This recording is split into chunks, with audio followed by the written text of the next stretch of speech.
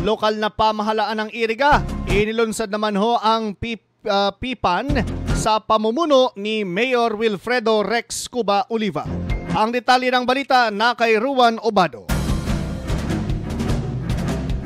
Formal nang inilunsad ng lokal na pamahalaan ng Iriga City nitong Lunes, ika-7 ng Hulyo, sa pangunguna ni Mayor Wilfredo Rex Oliva kasama ang City Health Office at Nutrition Division ang Philippine Plan of Action for Nutrition or PPAN na may temang sama-sama sa nutrisyong sapat para sa lahat. Ang inisyatibong ito alinsunod sa prinsipyo ng Arriba Administration na uda matagak uda mawatak ay nagbibigay ng komprehensibong balangkas para sa iba't ibang mga interbensyong pangnutrisyon na binubuo ng National Nutrition Council.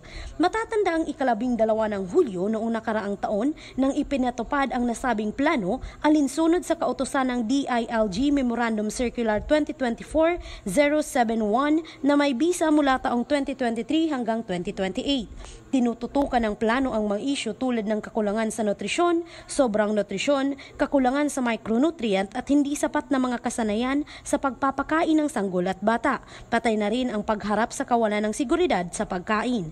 Samantala, ang formal na paglulunsad ng planong ito ay kaakibat ng 50th Nutrition Month celebration ngayong buwan ng Hulyo na may layuning mapahusay ang kalagayan ng nutrisyon ng mga residente ng Iriga sa pamamagitan ng koordinasyong pagsisikap ng komunidad.